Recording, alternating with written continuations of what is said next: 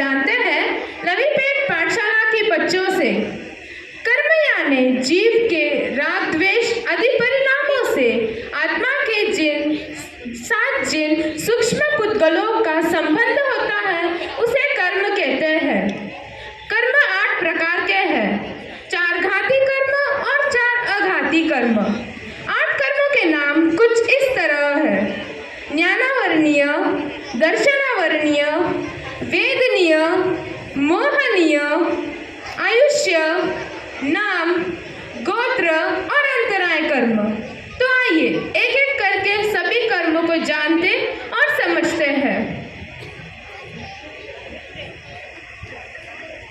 ज्ञानावर्णीय कर्म, जैसे बादल सूर्य को ढकता है, जैसे कपड़े शरीर को ढकते हैं, वैसे ही जो कर्म हमारे आत्मा के ज्ञान गुण को ढकते हैं उसे ही ज्ञानावर्णीय कर्म कहते हैं।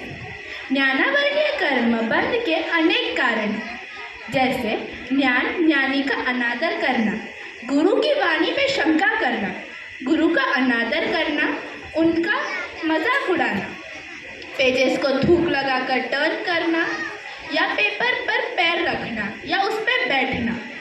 ज्ञानावर्णीय कर्म जब उदय में आता है तो उसका फल कुछ ऐसा होता है: हमारे 5 इंद्रियां ठीक से काम नहीं करते, हमें कुछ भी याद नहीं रहता, पढ़ते वक्त नींद आती है, पढ़ाई किया हुआ एग्जाम में भूल जाते हैं। ज्ञानावर्णीय कर्म को क्षय करने के लिए तरीके: हमें हमारे बड़ों और गुरु का आदर करना चाहिए, सम्मान और विनय करना चाहिए, हमें हमेशा उनकी रिस्पेक्ट रखनी चाहिए और इसी से हमारी भूलने की आदत कम हो जाएगी।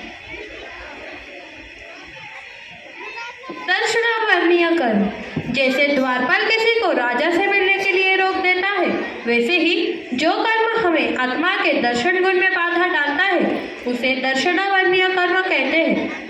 दर्शनावर्णीय कर्म के कई कारण हैं, जैसे 5 इंद्रियों का मिसयूज करना, गुरु भगवंतों की निंदा करना, सच का साथ न देना, जो झूठ है उसे सच है ऐसे मानना और उनसे वाद विवाद करना, झूठ का साथ देना। दर्शनावर्णीय कर्म का क्षय करने के लिए 5 इंद्रियों को कंट्रोल करना और उनका प्रॉपर यूज करना, जो सत्य को समझाते हैं उनकी कभी भी निंदा नहीं करनी चाहिए, प्रभु के वाणी पर श्रद्धा करना। दर्शनावर्णीय कर्म का उदय जब होता है तब आंखों से देख नहीं पाते, कभी भी कहीं भी नींद आने लगती है, इच्छा पूरी होने पर भी साधु संत मंदिर के दर्शन नहीं कर पाते। वेदनीय कर्म, जैसे शहद से लिपटी हुई छुरी क्षणिक सुख देती है, वैसे ही सभी प्रकार के पौद्गलिक सुख कुछ ही क्षण के लिए होते हैं, बाद में वह दुख में प्रेरित हो जाते हैं। साता या असाता वेदनीय कर्म का बंध कई कारणों से होता है, जैसे जीवों के प्रति करुणा भाव रखना या उन्हें पीड़ित करना, किसी के प्रति क्षमा भाव रखना या हमेशा क्रोध करना, किसी की मदद करना या किसी को परेशानी में डाल देना। साता या असाता वेदनीय कर्म का उदय जब होता है तब सारी कंडीशंस आपकी फेवर में होती है या आपके अगेंस्ट होती है। मेंटल और फिजिकल हेल्थ अच्छी होती है या बुरी होती है।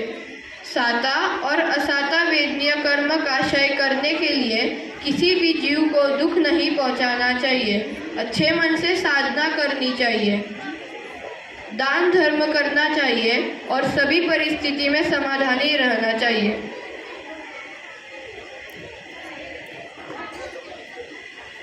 जैसे इंसान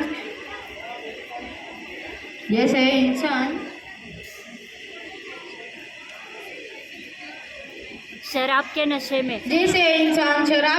में बेभान हो जाता है, वैसे ही आत्मा गलत काम करने में मोहित होती है और धर्म से दूर होती है, पापकारी काम करने लगता है। पाप 8 कर्मों का राजा यह मोहनीय कर्म है, यह मेरा भाई है, यह सारे रिश्ते नाते मेरे हैं, ऐसा मानना है, यह घर मेरा है, यह गाड़ी मेरी खाली मेरा मेरा करते रहना यह मोहनीय कर्म का बांधना है। आयुष्य कर्म जैसे पीढ़ी में बंधे हुए अपराधी मुक्त नहीं हो सकते, वैसे ही इन चार गति में बंधा रहता है। जब तक आयुष्य कर्म समाप्त नहीं होता है तब तक हमें मोक्ष पद की प्राप्ति नहीं होती। नाम कर्म जैसे चित्रकार अलग अलग चित्र बनाता है, वैसे ही नाम कर्म भी अपनी गति जाति और इंद्रिय आदि की विभिन्नता वाले शरीर का निर्माण करता है। नाम कर्म का बंध हम मन वचन और काया से जो भी शुभ या अशुभ करते हैं वैसे ही नाम कर्म होता है। नाम कर्म का उदय जब होता है तब जीव को अच्छे या बुरे शब्द रूप स्पर्श गंध रस आदि प्राप्त होता है। नाम कर्म का क्षय करने के लिए हमें हमारे नाम का अहंकार नहीं करना चाहिए। जैसे कुंभकार अनेक प्रकार के छोटे बड़े बर्तन बनाता है, वैसे ही गोत्र कर्म जीव को ऊंच नीच कुल में पैदा करता है। यदि हम उच्च गोत्र का अभिमान करें, अहंकार करें, तो नीच गोत्र का बंध होता है।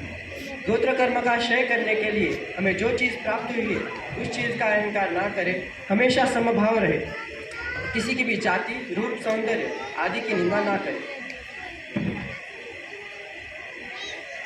अंतराय कर्म आत्मा के अनंत सामर्थ्य को रोकने वाले अंतराय कर्म है।